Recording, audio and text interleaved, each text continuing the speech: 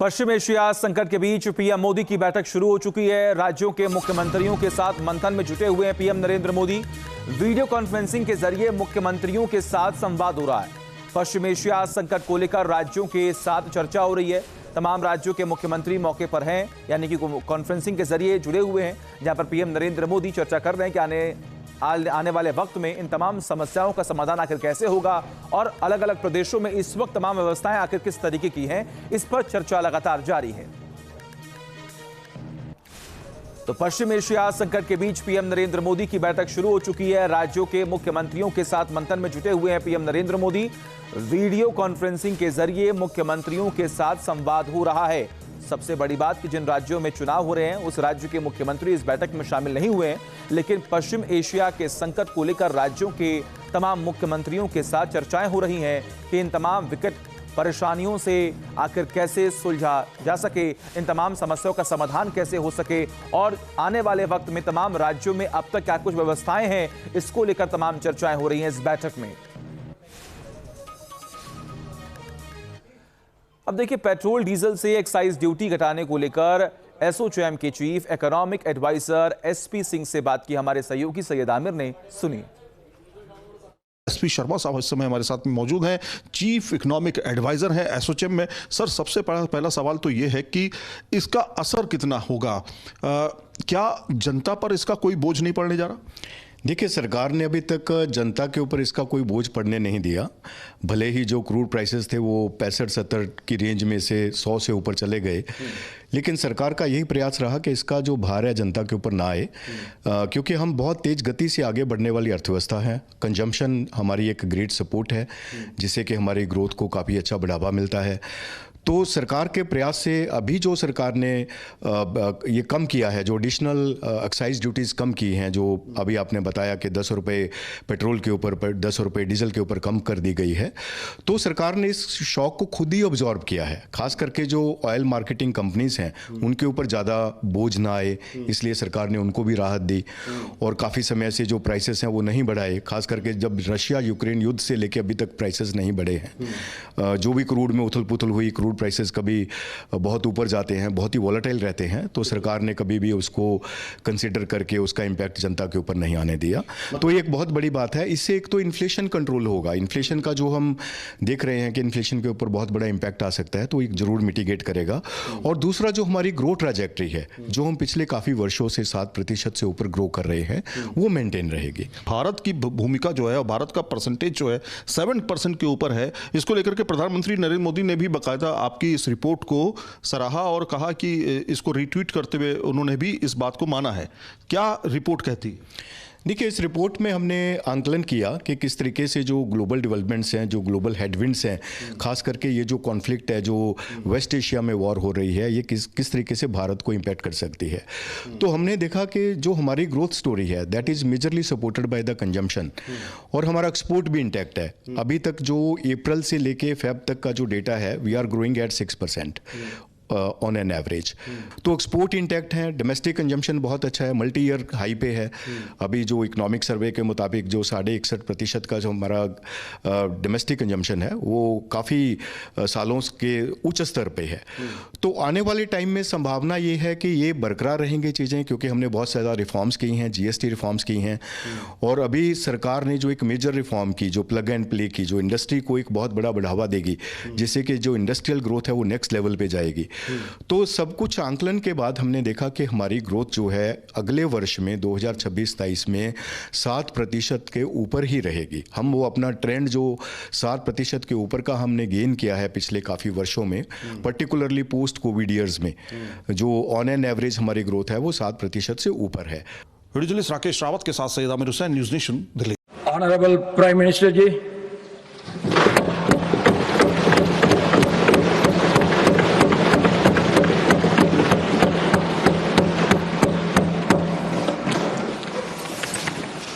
माननीय सभापति जी, पश्चिम एशिया में चल रहे युद्ध और उससे बनी परिस्थितियों से हम सभी परिचित हैं। मैं आज संसद के उच्च सदन के सामने और देशवासियों के सामने इन विकट परिस्थितियों पर सरकार का पक्ष साझा करने के लिए उपस्थित हुआ हूं। पश्चिम एशिया में चल रहे इस युद्ध को 3 सप्ताह से अधिक का समय हो चुका है। इस युद्ध ने पूरे विश्व में गंभीर ऊर्जा संकट पैदा कर दिया है। भारत के लिए भी ये स्थिति चिंताजनक है। इस युद्ध से हमारे व्यापार के रास्ते प्रभावित हो रहे हैं। इससे पेट्रोल, डीजल, गैस और फर्टिलाइजर जैसे जरूरी सामान की रूटीन सप्लाई प्रभावित हो रही है। गल्फ देशों में करीब 1 करोड़ भारतीय रहते हैं, वहां काम करते हैं।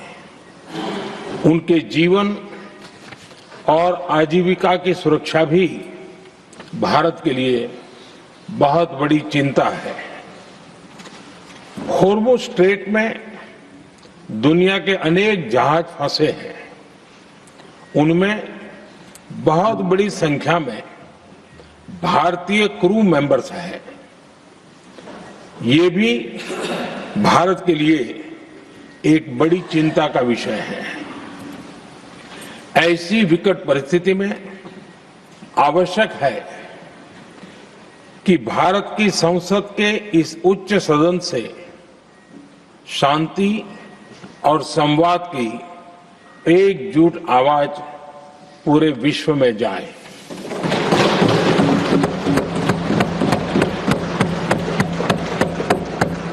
सभापति जी, युद्ध की शुरुआत के बाद से मैंने पश्चिम एशिया के ज्यादातर देशों के राष्ट्राध्यक्षों के साथ 2 राउंड फोन पर बात की है।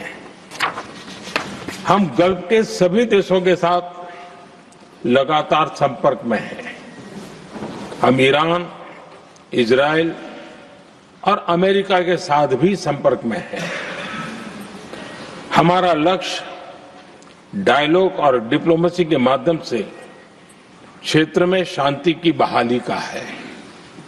हमने डी एस्केलेशन और हॉर्मुज स्ट्रेट खोले जाने पर भी उनसे बात की है। कमर्शियल जहाजों पर हमला और हॉर्मुज स्ट्रेट जैसे अंतर्राष्ट्रीय जलमार्ग में रुकावट अस्वीकार्य है। भारत ने नागरिकों पर, सिविल इंफ्रास्ट्रक्चर पर, एनर्जी और ट्रांसपोर्ट से जुड़े इंफ्रास्ट्रक्चर पर हमलों का विरोध किया है। भारत डिप्लोमेसी के जरिए युद्ध के इस माहौल में भी भारतीय जहाजों के सुरक्षित आवागमन के लिए सतत प्रयास कर रहा है। भारत ने इस समस्या के समाधान के लिए संवाद का ही रास्ता सुझाया है। इस युद्ध में किसी के भी जीवन पर संकट मानवता के हित में नहीं है। इसलिए भारत का सतत प्रयास सभी पक्षों को जल्द से जल्द शांतिपूर्ण समाधान के लिए प्रोत्साहित करने का है। सभापति जी, संकट की स्थिति में देश विदेश में भारतीयों की सुरक्षा हमारी बहुत बड़ी प्राथमिकता है। युद्ध शुरू होने के बाद से लेकर अब तक 3,75,000 से अधिक भारतीय सुरक्षित भारत लौट चुके हैं।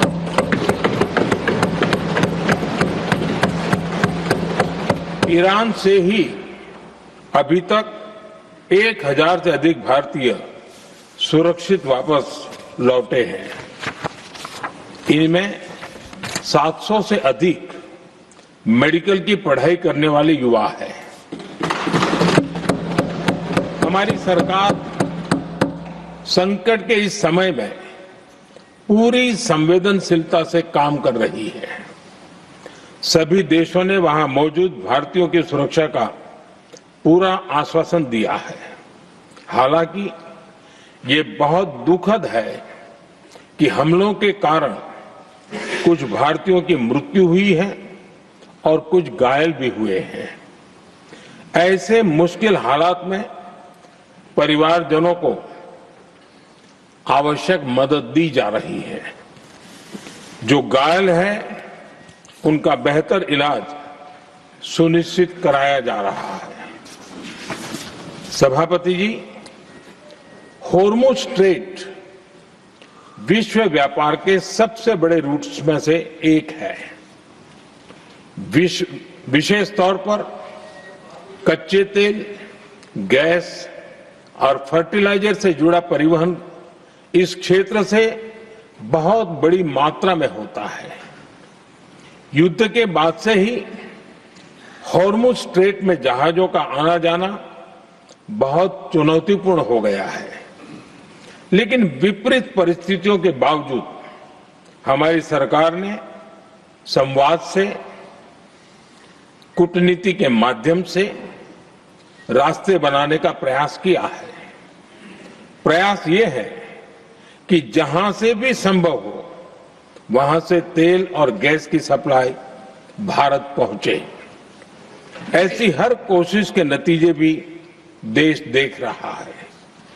बीते कुछ दिनों में दुनिया के अनेक देशों से कच्चा तेल और एलपीजी से भरे जहाज भारत आए हैं।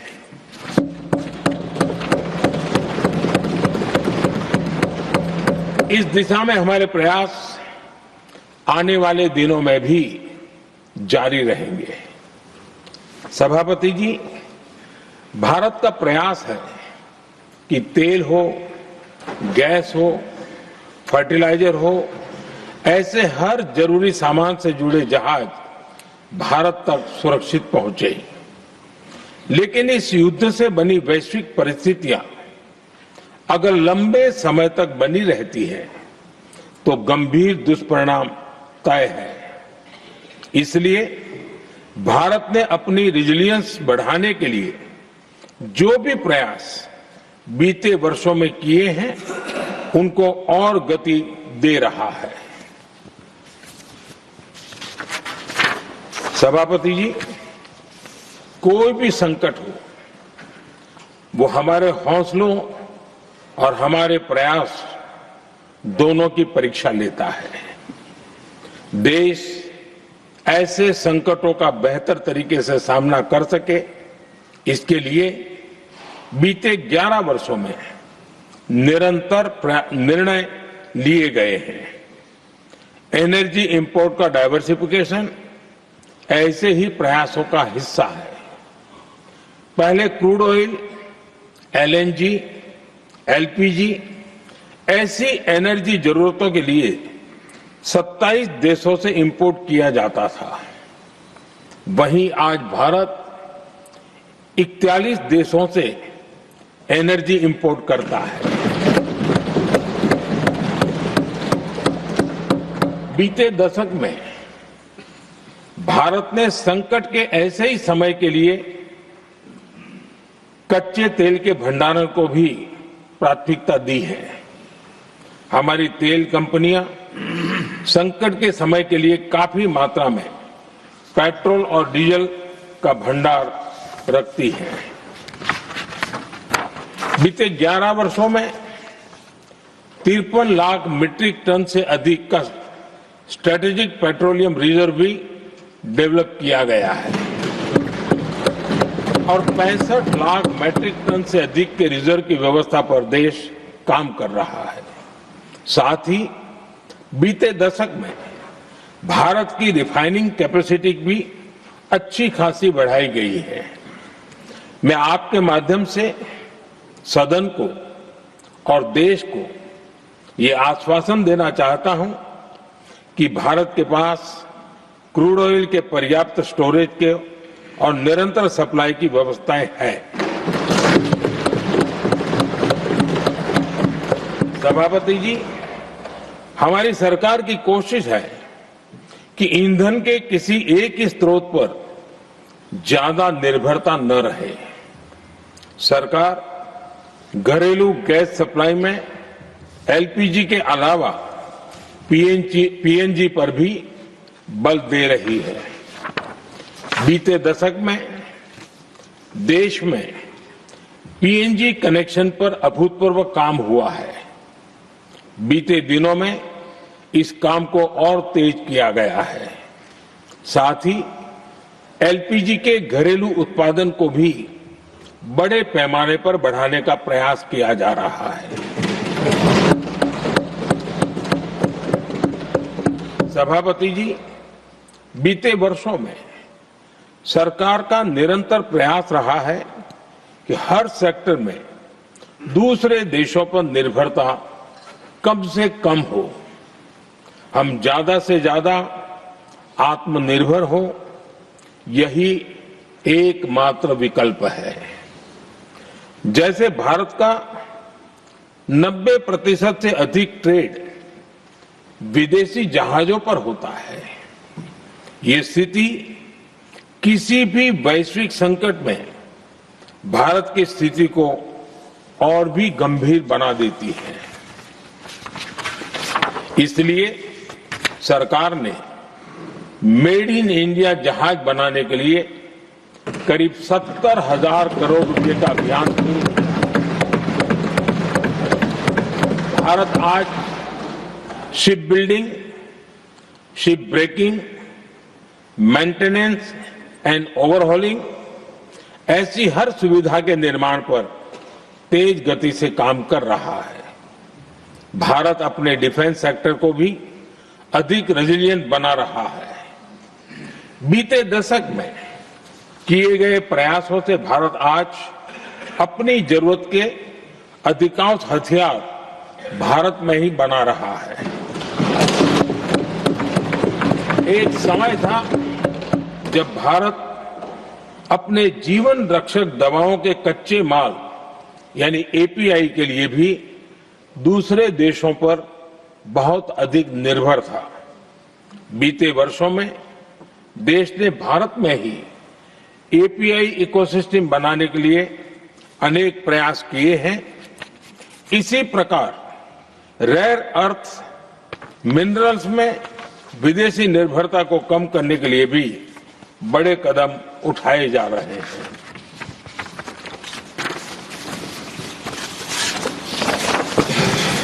आदरणीय सभापति जी, वर्तमान संकट ने पूरी दुनिया की इकोनॉमी को हिला दिया है। अभी तक पश्चिम एशिया में जो नुकसान हुआ है उससे रिकवर होने में भी दुनिया को बहुत समय लगेगा। भारत पर इसका कम से कम दुष्प्रभाव हो, इसके लिए निरंतर प्रयास किए जा रहे हैं। हमारी इकोनॉमी के फंडामेंटल्स मजबूत हैं और सरकार पल पल बदलते हालात पर नजर रखे हुए है। सरकार इसके शॉर्ट टर्म, मीडियम टर्म और लॉन्ग टर्म ऐसे हर प्रभाव के लिए एक रणनीति के साथ काम कर रही है। भारत सरकार ने एक इंटर मिनिस्ट्रियल ग्रुप भी बनाया है। ये ग्रुप नियमित मिलता है और हमारे इंपोर्ट एक्सपोर्ट में आने वाली हर दिक्कत का आकलन करता है और ये ग्रुप आवश्यक समाधान पर भी निरंतर काम करता रहा है। जैसे कोरोना के समय में अलग अलग सेक्टर्स की चुनौतियों से निपटने के लिए एक्सपर्ट्स और ऑफिसर्स के एम्पावर्ड ग्रुप्स बने थे, वैसे ही कल ही ऐसे 7 नए एम्पावर्ड ग्रुप्स का भी गठन किया गया है। ये group supply chain, petrol diesel, fertiliser, gas, महंगाई ऐसे विषयों पर त्वरित और दूरगामी रणनीति के तहत कार्रवाई करने का काम करेंगे। मुझे पूरा भरोसा है कि साझा प्रयासों से हम परिस्थितियों का बेहतर सामना कर पाएंगे। आदरणीय सभापति जी, सरकार ये भी प्रयास कर रही है कि आने वाले बुआई के सीजन में किसानों को पर्याप्त खाद मिलती रहे। सरकार ने खाद की पर्याप्त सप्लाई के लिए आवश्यक तैयारियां की हैं। सरकार का निरंतर प्रयास है कि किसानों पर किसी भी संकट का बोझ न पड़े। मैं देश के किसानों को फिर आश्वस्त करूंगा कि सरकार हर चुनौती के समाधान के लिए उनके साथ खड़ी है।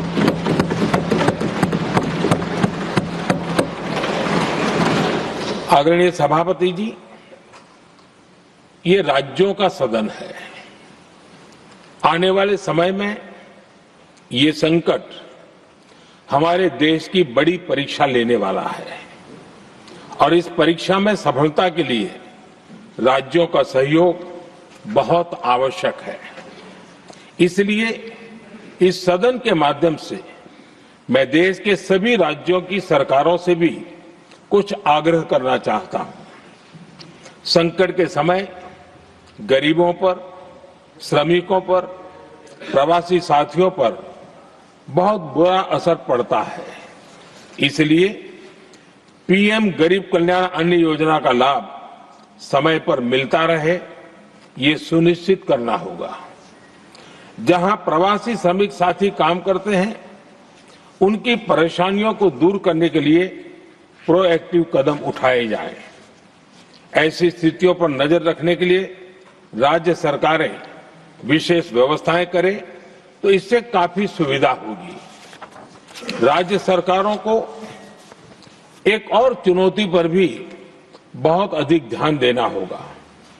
ऐसे समय में कालाबाजारी करने वाले, जमाखोरी करने वाले बहुत एक्टिव हो जाते हैं। जहां से भी ऐसी शिकायतें आती हैं, वहां त्वरित कार्रवाई होनी चाहिए। जरूरी चीजों की सप्लाई निर्बाध चलती रहे, ये सुनिश्चित करना हर राज्य की प्राथमिकता होनी चाहिए। आदरणीय सभापति जी, मैं सभी राज्य सरकारों से एक अनुरोध और करना चाहता हूं। संकट चाहे कितना भी बड़ा हो, भारत की तेज ग्रोथ बनाए रखना हम सभी का दायित्व है। हमें इसके लिए हर जरूरी कदम, हर जरूरी रिफॉर्म्स तेजी से करते रहने होंगे। ये राज्य सरकारों के पास बहुत बड़ा अवसर भी है। ये टीम इंडिया की भी बहुत बड़ी परीक्षा है। कोरोना के महासंकट में केंद्र और राज्यों ने टीम इंडिया बनकर कोविड मैनेजमेंट का एक बेहतरीन मॉडल सामने रखा था। अलग अलग पॉलिटिकल पार्टी की सरकारें होने के बावजूद टेस्टिंग, वैक्सीनेशन से लेकर जरूरी चीजों की आपूर्ति टीम इंडिया के प्रयासों से ही सुनिश्चित हो पाई थी। हमें उसी भावना के साथ आगे भी काम करना है। सभी राज्य सरकारों और केंद्र सरकार के प्रयासों से देश इस गंभीर वैश्विक संकट का प्रभावी रूप से सामना कर पाएगा। आदरणीय सभापति जी, ये संकट अलग प्रकार का है और इसके समाधान भी अलग प्रकार से ही तय किए जा रहे हैं। हमें धीरज के साथ, संयम के साथ, शांत मन से हर चुनौती का मुकाबला करना है। आदरणीय सभापति जी, जैसा कि हम देख रहे हैं कि इस युद्ध को लेकर पल पल में हालात बदल रहे हैं, इसलिए मैं देशवासियों से भी कहूंगा कि हमें हर चुनौती के लिए तैयार रहना ही होगा। इस युद्ध के दुष्प्रभाव लंबे समय तक रहने की प्रबल आशंका है, लेकिन मैं देशवासियों को भरोसा देता हूं, सरकार सतर्क है, तत्पर है और पूरी गंभीरता से रणनीति बना रही है, हर निर्णय ले रही है। देश की जनता का हित हमारे लिए सर्वोपरि है। यही हमारी पहचान है, यही हमारी ताकत है। इसी भावना के साथ मैं अपना वक्तव्य समाप्त करता हूं। बहुत बहुत धन्यवाद। आपके मोबाइल पर तुरंत आएगी ब्रेकिंग न्यूज। स्क्रीन पर सबसे पहले दिखेगी बड़ी खबर।